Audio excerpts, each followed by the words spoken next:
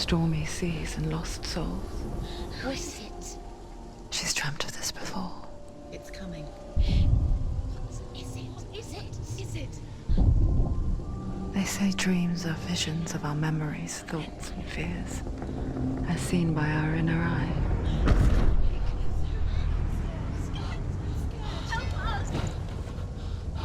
But what if each one of us is always dreaming, even when awake? And we only see what our inner eye creates for us. Is this what hell is? A world shaped by Senua's nightmares. Maybe that's why people fear seeing the world through her eyes. Yes, she's scared. Because if you believe that Senua's reality is twisted, you must accept that yours might be too.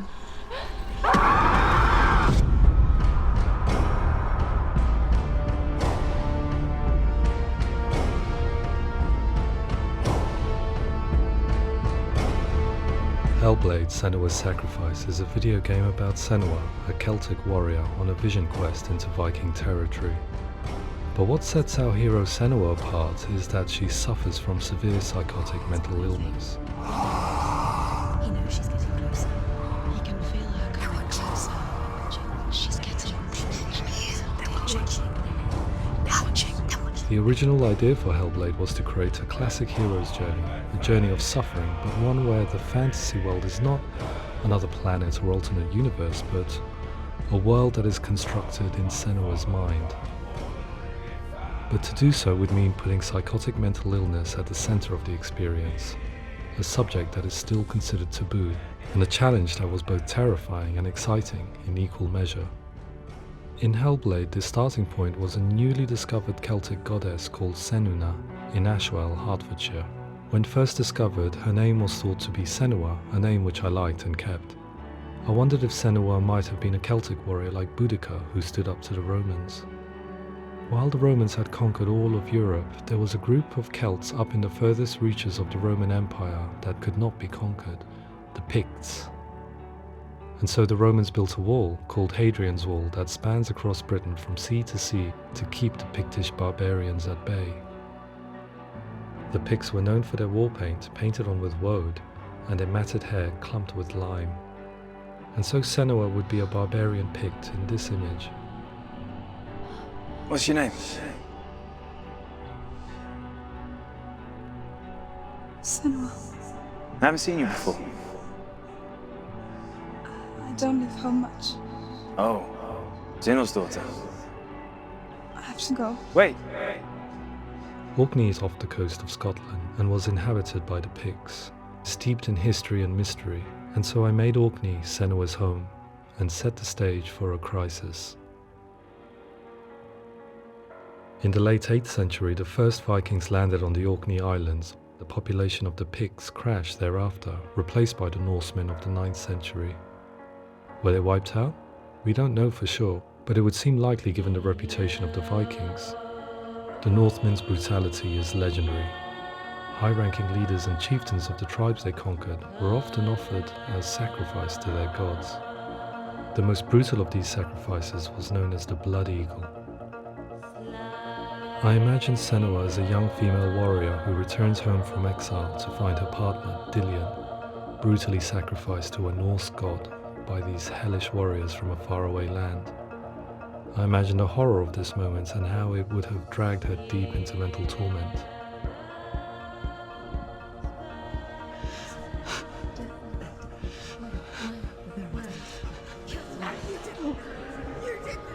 No!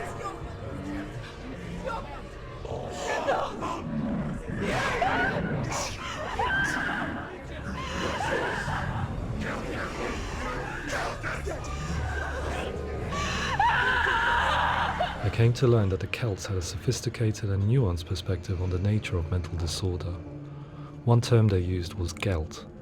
A gelt is a man or woman who has been driven mad by a curse, battle trauma, or grief.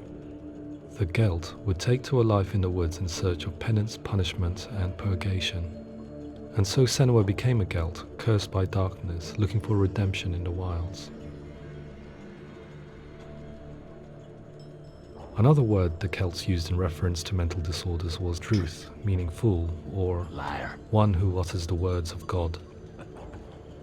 They tell of the mad sinner who flees battle into exile and takes on a beastly nature, growing feathers on his body. The character called Druth in Hellblade is based on a little-known person called Findan, an 8th century Irish Celt who was captured and enslaved by the Vikings, but eventually escaped to Orkney where he became a monk. I will tell you my stories of hell, if I may walk with you. Upon meeting Senua, it would be his stories that fuel her quest deep into their world of gods. The Northmen say the world will come to an end. The sun will grow black, the earth will sink into the sea, the stars will disappear, fire and water will meet, flames will play against the sky, the heavens and earth and all the world will be burned, all the gods will be dead, and the warriors of Valhalla and people everywhere.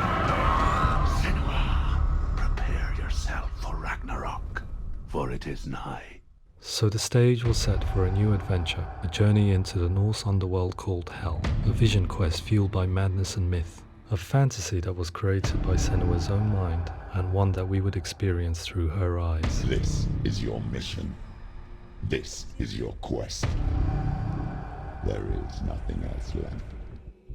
To make a game about a warrior with psychotic mental illness as its central theme was fraught with danger. Mental illness such as psychosis is still taboo and rarely acknowledged in a century of cinema, never mind the new medium of games. Where it does feature, it often conflates psychosis and psychopathy associated with a lack of empathy. It is unfortunate that these two words sound so similar that they are used interchangeably in media. I must admit that I didn't have to look very far to discover my own ignorance of the subject. So we reached out to Paul Fletcher, psychiatrist and professor of health neuroscience at University of Cambridge. Psychosis is a descriptive term, and it refers to having a loss of contact with objective reality. So it's characterized by two main sets of symptoms. One of them is hallucinations, where somebody experiences perceptions when there is no actual objective thing out there to perceive. You're already dead. Who are you? And the other is delusions, where somebody comes to very often bizarre, unpleasant, frightening beliefs when there's no good evidence in favor of them. There's no doubt about it. The source of the darkness is in Helheim, and the goddess Hela holds his soul there. We reached out to Welcome, a biomedical research charity that spends billions on research and awareness programs aimed at improving health. Mental health hasn't always been presented in the media in a way that is particularly helpful. It can be challenging to engage people with the subject matter, and there are a lot of preconceived ideas about mental health, and particularly schizophrenia and psychosis. So we hope our support allows the team to continue to collaborate with Paul Fletcher and with those who have experience of psychosis to create a game that provides a fresh perspective on the condition and allows audiences to engage with it in a way that just wouldn't be possible in any other medium. What started out as a brief consultation convinced me that we were only scratching the surface of an immensely deep and interesting subject that could enrich and change the very nature of the game. That's cool. Thanks so much for coming in. Pleasure. Thanks. It's really interesting for me. I'd love to be involved. I think it's fascinating. Absolutely. Our understanding of psychosis is still very much a mystery, and ways of treating it are still primitive compared to physical illness. After all, it is easy to see the pain and suffering caused by physical diseases or physical trauma.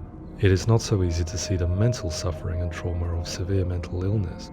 But what if we could find a way to see it? Games are capable of drawing you in for hours on end, playing the role of a character who is different from you, experiencing their perspective, and actively involving you in a world that functions with a different set of rules. That voice is not a comment. It's that voice. Calls you to your death.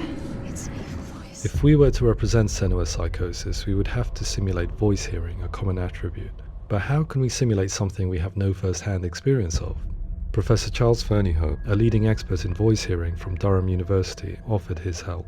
Hearing voices is an experience that is usually associated with severe mental illness, and crucially we know that hearing voices is a part of ordinary life for many people who don't meet the criteria for mental illness. Yeah. Oh, that's not him in real life. We know voices vary according to where they appear in space. Voices can appear far away in the distance, they can appear right there in your ear, they can seem to be coming from inside your head. Based on the information Professor Fernie Ho provided, I put together a sound brief and invited some actors to the studio. We recorded the actors using a binaural microphone, which records the 3D spatial position of sound, replicating the way sound is heard by human ears. It gives you an incredible sense that the person you are listening to is right there beside you. Can't see how she's going.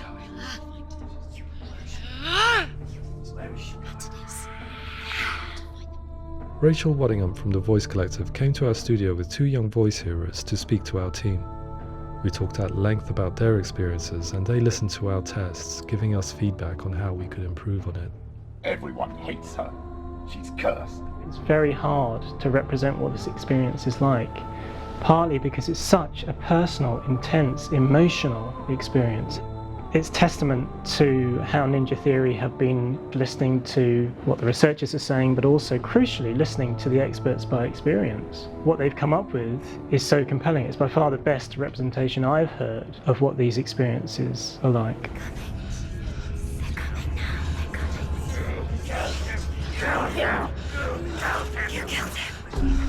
Other common attributes of psychosis are visions and flashbacks. We met with Recovery College East, who work with and care for people recovering from severe mental disorders. A group of service users gave us their first-hand account of what they experience.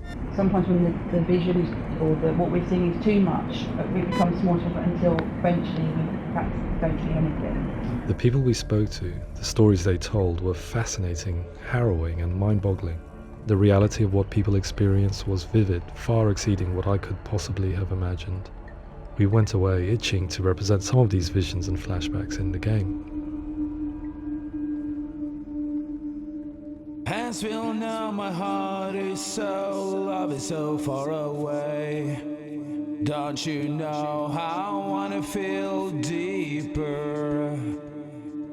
I could never know how you grow, all these days are killing me. Now I see deep in me insanity does unfold. I just wanna feel deeper, deeper. I just wanna feel deeper, deeper.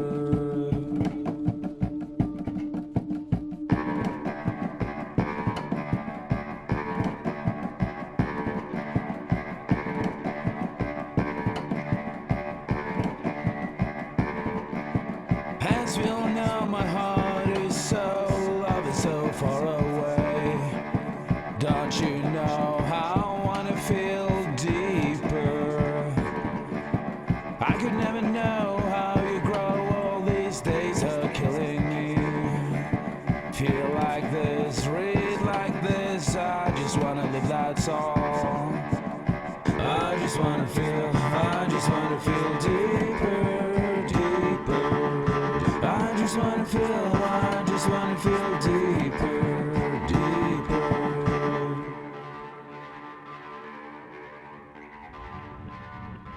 To refine our work, we continue to hold meetings with Recovery College East over the course of a year and a half, showing them what we had achieved so far and refining the in-game representations based on their feedback. With their help, flashbacks, visions and changes in perception were woven into the story and gameplay of Senua. The students that are involved in this project are incredibly excited about being involved. They have described the experience as being important because it values their lived experience and shows that despite what we have been through, all of that experience becomes valid, that actually it's something that we should all be talking about. The experiences described range from beautiful to frightening beyond comprehension. I heard of a girl who has to live with an angry voice screaming at her, slamming on her doors and walls 24 hours a day. I met someone who would often see hanging corpses in a room, so real that she would sometimes try to rescue them. The panic and fear that comes with such visions is entirely understandable, and it can be a living horror for some. Worthless, weak, pathetic. Go on, feel sorry for yourself, because there is no one left to do that for you. I was urged by one fellow that we should not shy away from showing this horror, and so I was perpetually torn in making Hellblade. Had we gone too far with our representations or not far enough? broken and lost. Just like your soul. Come on.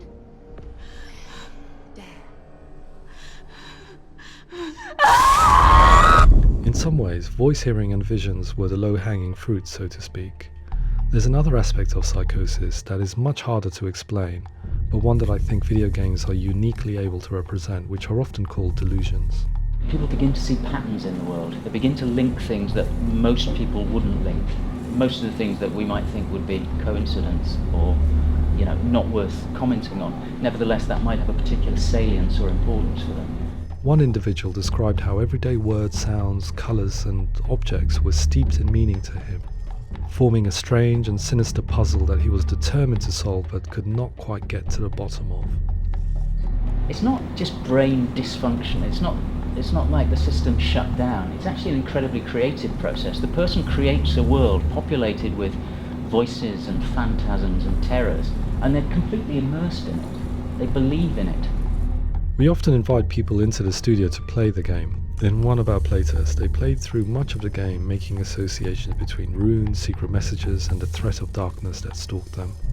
There are many things that happen in the world of Hellblade that make perfect sense within the context of Senua's mind. The dark rot that's killing her slowly from within, the secret runes of the gods that block her path to Helheim, and strange associations that exist in the game to confuse you. To complete Senua's quest, you have to internalize and accept the logic and meaning behind these things to progress. Afterwards, they said that they didn't see much evidence of mental illness in the game. People with delusions of all sorts would argue the same thing, that they are not aware of their experience being abnormal in any way. I need this sword. It's important. Representing perception changes and thinking patterns within Hellblade gives us a set of symptoms common in psychosis. But people with lived experience were keen to emphasize another point, that it is wrong to define a person by their symptoms. Quite often, the illness comes not from the symptoms, but from the stigma, isolation and mistreatment that comes about from the rest of society. They say that I'm cursed. What if they're right? I needed someone to portray Senua, someone who could believably internalize her suffering.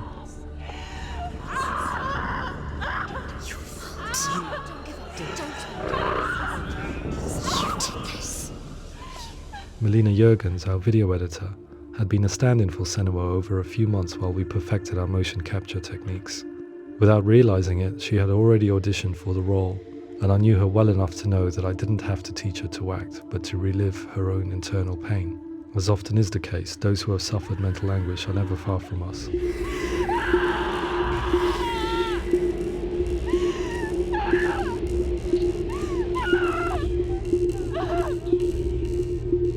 My hope is that by creating a compelling and aspirational character in Senua who feels very much real, albeit in a fantasy setting, we can provide a lens into her reality, a different one to yours, and this is where storytelling comes into play.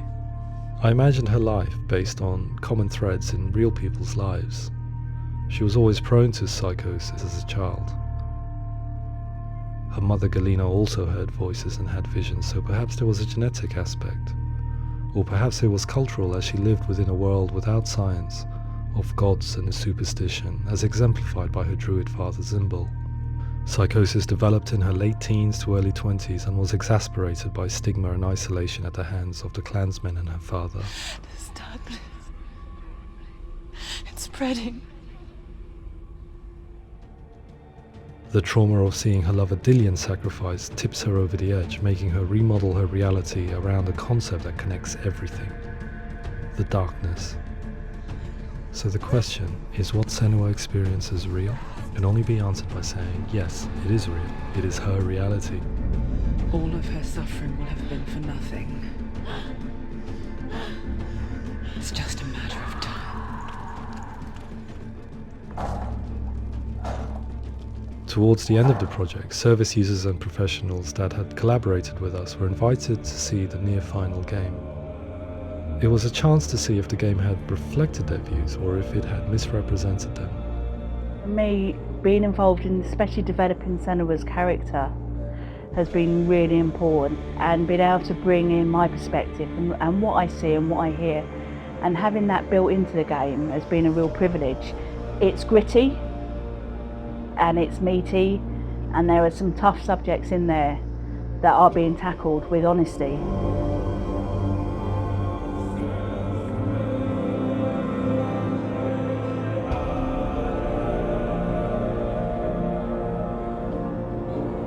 I was blown away by it today, absolutely blown away. It was just fantastic to get the opportunity to use our lived experience in a very creative way. There's nothing tokenistic about the work we've put in. It feels like we've been listened to, things have been taken on board, and I think there was a lot of realism in the game itself, and it feels very authentic.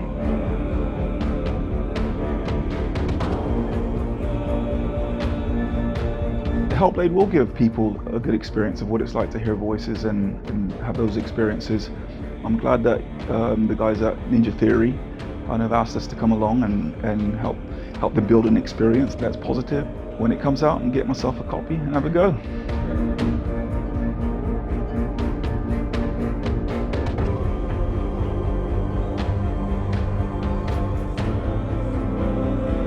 I think all the way through I was really inspired by how the conversations have translated into the game in a way that I think I didn't imagine was possible. So wonderful, really wonderful.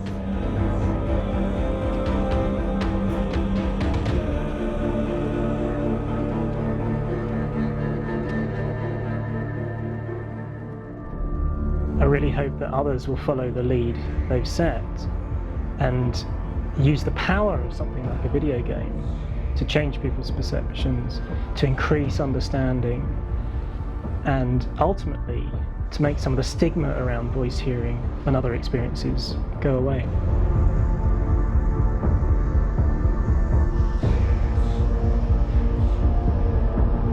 For me, it was really exciting to see something that I explore scientifically being represented so beautifully in a character who's trying to penetrate the mysteries of the environment in which they've been placed, with all of this strange uncertainty and noise and conflicting information that they're getting. I'm very excited by this way of trying to represent mental illness, because I think it actually might be offering us insights that we wouldn't get from pure scientific explorations, and actually giving us quite an empathic view of what it might be like.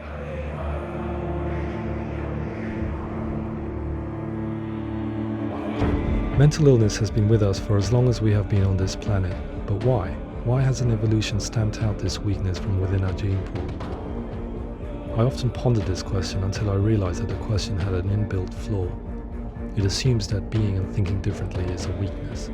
The only reason we have computers, spacecraft, medicine, poetry, art, and yes, even video games is because individuals are able to simulate new abstract realities in their minds and share them with the rest of us. We need people to be willing to see differently in order for us to progress and survive as society. And we need to be open to these new ways of seeing. And it is this spirit that motivated me to create Senua's story and share it with you.